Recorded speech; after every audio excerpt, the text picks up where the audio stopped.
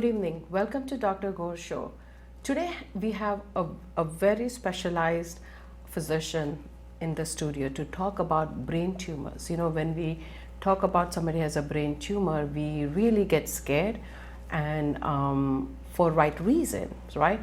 And a lot of times when we are making fun, are you a neurosurgeon? Are you a neurologist? That means somebody who deals with such tumors and diagnosis, especially when they are cancer in origin, can be really scary. To talk about this important topic of brain tumors, we have Dr.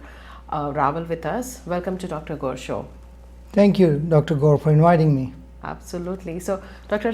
Raval started his journey from Jamnagar, where he did his MBBS. Then he came to New Jersey, UMDNJ, where he did his MD, and then he went to Sloan Kettering for doing neuro-oncology. And neuro-oncologist is really a very specialized branch of cancer of the brain and spinal cord, I suppose. So, Dr. Raval, just, you know, any tumor is scary, but especially tumor of the brain gets really scary because we are in a very limited space there. There's no room for expansion. Like we have GYN tumors, but we have so much room in pelvis and abdomen. Sometimes it's not easy to diagnose them early, but also they are not so life-threatening just because of the mere size of it. But brain tumors, even if it's cancerous, non-cancerous, just the size of it can cause pressure and issues.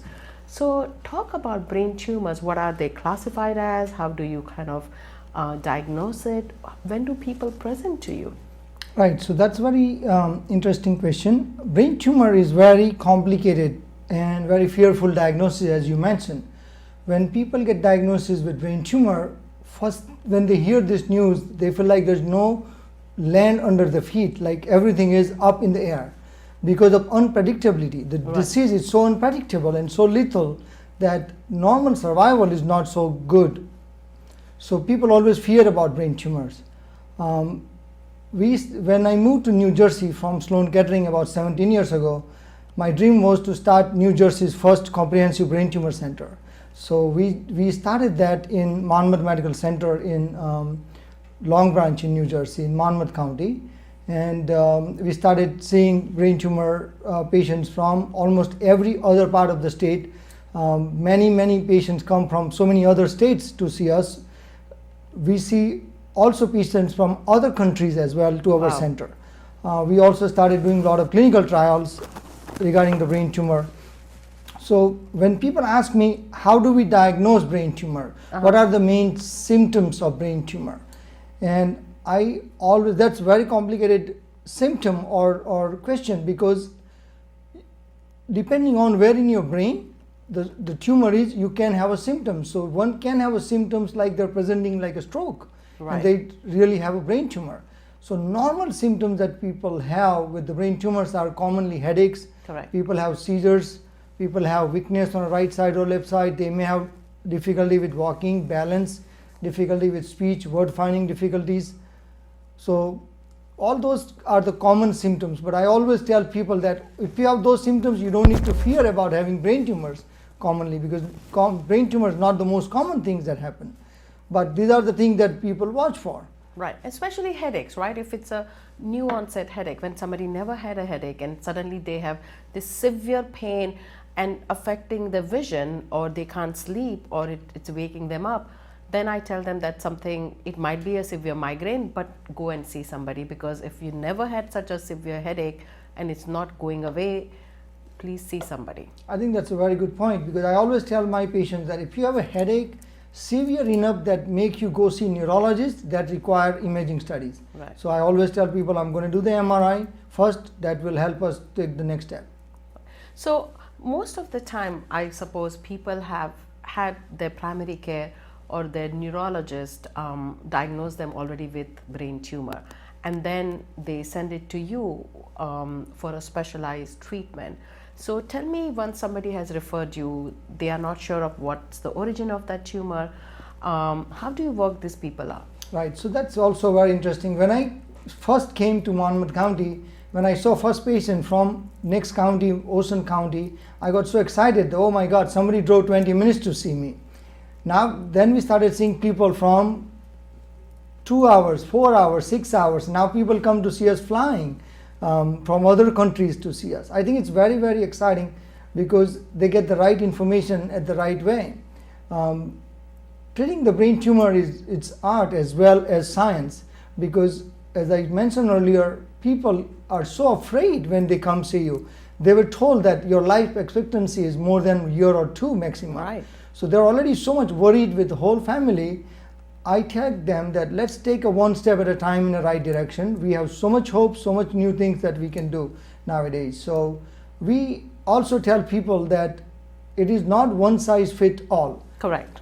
Every patient now, we design the treatment according to their molecular profile. Right. So once we diagnose them properly with clear good modality of imaging studies, mainly MRI of the brain, MR spectroscopy, PET scan, there's so many different things that we use to help diagnose whether this is going to be benign tumor, malignant tumor, resectable tumor, unresectable tumor, and then we design the next step accordingly. Right. So it looks like that you'll start first with either a CAT scan or MRI. CAT scan has radiation, MRI is magnetic waves, and both of them kind of differentiate soft tissue tumors, and we can give contrast. Also, like thermal imaging, does that help with brain tumors or not as much? Yes, no, it's very good question. Imaging studies is the very basic diagnostic tool for us. CAT scan can sometimes fool us, so I don't rely too much on a CAT scan for brain tumor imaging. I always like to get an MRI first, and as you mentioned, CAT scan has lots of radiation. Right. So if I avoid doing a CAT scan unless I cannot get an MRI, then only I do the CAT scan. Most of the time I do the MRI of the brain, and we always want to give a contrast when you're looking for the tumor brain is then tumor. defined. Right. So first thing I would want to tell patient whether tumor is inside the brain or outside the brain, because there are so many different kinds of tumor. Right. Even though they are we call brain tumor, they are not actually inside the brain. For example, meningioma, which is a tumor that starts on the top of the brain, what we call meninges, covering of the brain. Covering, the layer which surrounds the brain tissue. So those tumors are generally benign tumor. Right. So once we take them out or resect them, patients are considered cured. Right. So we don't have to worry about giving further treatment. The tumor that are inside the tumor, there are also different kinds of those tumors.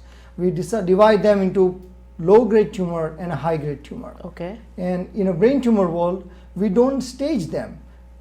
Like all other cancers in the body, we'll tell the people that you have a stage 1, stage 2, stage 3 or stage 4 cancer. Right. In a brain tumor world, we don't stage, we grade them. Okay. So it's a grade 1 and a grade 2 are considered low-grade or benign tumor. Grade 3 and a grade 4 are considered a bit more malignant. 3 is more malignant than and we call glioblastoma, which is the most malignant tumor. Right. So according to their grade, we then decide the treatment. So you've done an examination, you're looking for any neurological deficit, you're trying to figure out, you've sent them for some sort of imaging, most likely MRI with some contrast, and now you've diagnosed them with a tumor. What is the most common type of brain tumor in general?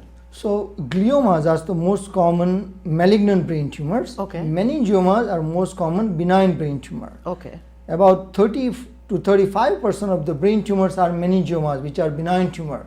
Many of the times they are incidental findings. People come in to see a neurologist for any symptoms, and neurologists say we're going to do the MRI, and they say, by the way, you also have a brain tumor, which is incidental finding, which has nothing to do with patient's symptoms. Okay. So those meningiomas. The remaining half of the tumor are a bit more gliomas, more aggressive tumors. Right. And in gliomas, only very small percentage are low grade. Most of them are high grade gliomas. Most of them are either grade 3 or grade 4, what we call glioblastoma. Right. And what about the small brain and spinal cord? Do you see those tumors as well, along with the Right. So the brainstem gliomas are considered even more difficult because they are unresectable.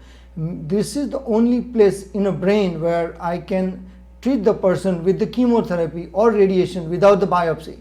Right. Because by doing a biopsy, we may hurt the person.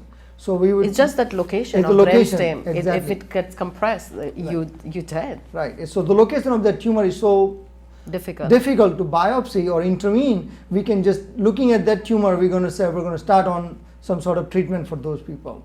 The spinal cord is a similar thing as well, because if you have a spinal cord tumor and surgeon can go in and try to remove it, it may cause you to have permanent deficit. So as long as you know what kind of tumor they are, we may start the treatment sooner. So usually by the look of it, by the description of MRI, you will have some idea what kind of tumor it is. If you can't take a biopsy, Right. then you will just do a little bit like a guesswork, and like you assume most of the time that that is the most common by the location, by the look of it, and then you'll treat it and see the response. So only in a brainstem glioma. So as I said earlier, the treatment has changed so much in last 10 years in the brain tumor world that there's so much molecular biology, molecular genetics that helping us. So we try to take the sample and analyze them according to patient's genetic profile. And see what works the best. And right. then design the treatment, which treatment will work best for this kind of tumor. Right. So we're going to take a short break and we'll be right back to talk more about brain tumors. This is Dr. Ghosh Show. Thank you.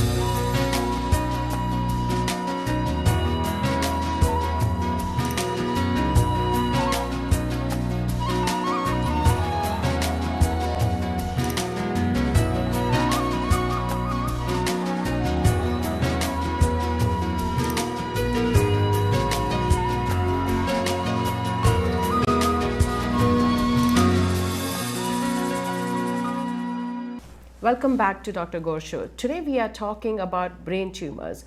You know, as we discussed earlier, brain tumors, anybody at any age gets it, and it's really very scary for right reason, because brain is in a skull which has a limited capacity, be it the big brain or the small brain, which is the brainstem, or the spinal cord, because unlike other parts of the body, there is not room for expansion. And as Dr. Raval mentioned, we grade those tumors as high grade, low grade potential, not like stage 1, stage 2. Now, Dr. Raval, you've had this patient, you've diagnosed them. Now, as you mentioned, the treatment has changed depending upon the genetics, the molecular biology, and even a lot of antibiotics and a lot of medication now are given according to the patient's genetic composition, which one will work the best, what will be the best response. But that's really important in brain, right? Because you don't have much chances, right? Because these are really highly fast-growing tumors with high tendency of, mortality. Right. So tell us how and what are the common modalities of treatment? You mentioned chemotherapy, radiation. Is there any minimally invasive treatment now for these people?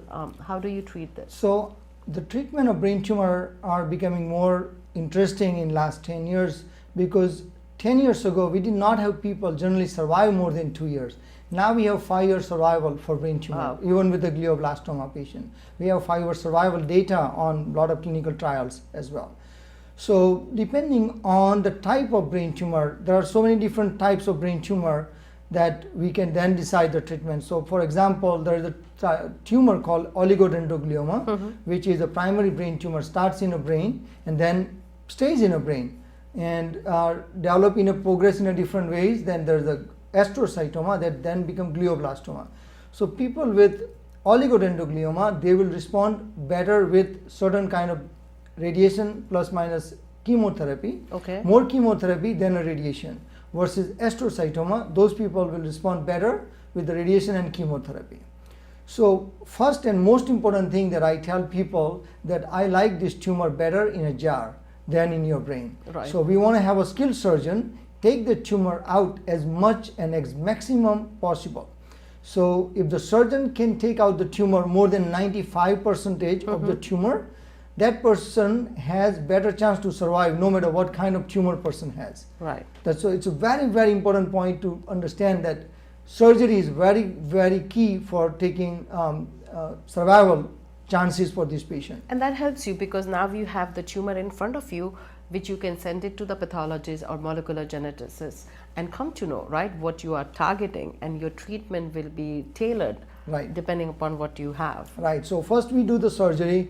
We looked at all multi-molecular profile. We have about 40 to 70 genes that we look at every patient's brain tumor, and then we'll design the treatment. So what happens is after the surgery, normally it is what we call combined chemoradiation, where patient will get the radiation along with the chemotherapy, oral chemotherapy called temozolomide.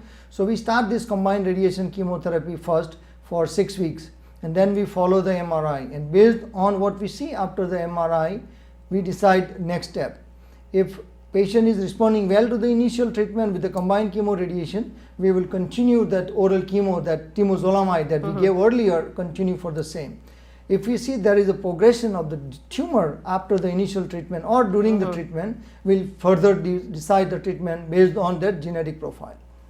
Now, is there any newer advances as far as the surgery is concerned? Are they doing it with a smaller incision? Are they doing any minimally invasive treatment? Because before they used to get a big cut. Nowadays, I think they do a very small, precise burr hole and go precisely where they have to go and treat it. So I think the surgical field has advanced so much in so many other cancers. Unfortunately, in a brain, we're still doing the conventional craniotomy. Okay. Depending on the size and the location, surgeon will decide how big the incision he wants to put. But it is still a larger incision. Larger incision, still it is a major surgery, because as I said earlier, the survival will depend on the amount of tumor removed. And most of the time, surgeon has to see the brain, normal brain, and the tumor inside the normal brain, so take out as much as possible without hurting the normal brain. Right. So he want to see everything by naked eye before we take out. So you don't want to compromise your outcome or compromise the treatment just for the benefit of smaller scar and stuff. So for right reason, they are still doing conventional way. Now, I think the most part that might follow with you after the treatment is the maintenance, right? How do you, some of them might have some neurological deficit. Are there any support groups? Are there any place that they can get help, because they might need some occupational therapy, some physical therapy. So because that's the scary part, especially with our community, right? Because if there is some sort of a disability, we take it in a very negative way. It just puts us down. So how do you kind of counsel these people? How do you kind of give this support system to these patients that you have treated? Right. So before I answer to that question, I want to just finish the treatment part. Sure. One last thing. So once people progress to the initial treatment, there are so many different new clinical trials and new ways to treat people. In 2004, I started using one chemo regimen for brain tumor, recurrent glioblastoma, that we had published initial papers in our country from our practice. Later on, United States FDA approved that chemo. So we were the second largest patient population using that chemo before FDA used that chemo regimen called Avastin. Okay. So that paper was published from my practice, that later on FDA had approved the drug for recurrent glioblastoma. And after that, there are so many new drugs in clinical trial right now. So coming back to your question about what do we do after the treatment or surgery and everything else. I mean, as I mentioned earlier, treating the brain tumor is not just treating the person himself, it is kind of treating the whole family, because it not affect the person itself but affect the whole family. Right. So there are we try to set up a lot of brain tumor support groups where different informations are provided at different times. We invite different kind of speakers to come and give information, social workers. There are people who has no ability to travel to different locations for the treatment. So we try to arrange those kind of help for those people as well. So we try to keep them engaged in so many different ways so that they will continue to feel motivated and positive about the disease and treatment. Right. So are there any support groups these people can fall on to for any that you recommend? Because yes. It's a multi-functional way of treating these people, right? It's the family has to be involved, the caregiver has to know what is expected. So what do you tell these people to go and refer? So the support groups, depending on where you live, in our Monmouth, the central New Jersey has one of the largest and one of the most active brain tumor support group in a country. They meet once a month and third Saturday, and people can look research as a brain tumor support group in Monmouth, Ocean County or Central Jersey. They can come up with the location of this support group. It is very useful to attend those support groups because there are so much new information that people get from each other. There are treatment options and so many other modalities. The support group, talking about support group, I had a patient once came to my office from Turkey, and the son brought his mother to see me in my small office in New Jersey, and I asked him that, how did you find me in New Jersey? You live in Turkey. And he said that there's lots of support group on internet nowadays that every time I log in, your name came up. So that's why I came to see you from all the way Turkey to New Jersey. So support groups are very important for people, for not just the treatment but also for hope. Correct. And I think a lot of times when they hear from somebody who's gone through the same thing, their story can be very motivating, right? As you said, the people with gliomas are living, much longer, and that's a great story because somebody before would have thought like the mortality is right there. Now they have some hope, they have something to look forward. So those success stories. And also the help group, I find that they're very good with resources, right? They will tell you the best place to go get the brace, or they'll tell you the best place to get the walker from. Right. And those support group are really amazing. And with the advantage now with social media, internet, is a lot of information is available worldwide, not just in a local county that you stay, but a lot of this information is available. So if you or your loved one has had any kind of brain tumor, be a cancer or non-cancerous, kind of just don't give up hope. Go and visit the specialist. Dr. Raval's information is on the screen, or make sure you go and visit the websites or do an internet search, but don't give up hope. At the end of the day, medicine has advanced so much and we are treating people according to their molecular or genetic level. So it is amazing how things 10 years back looked so gloomy are not looking so gloomy. For more information, you can watch this show again on YouTube, www.youtube.com. Dr. Gaur Show. Thank you and good night.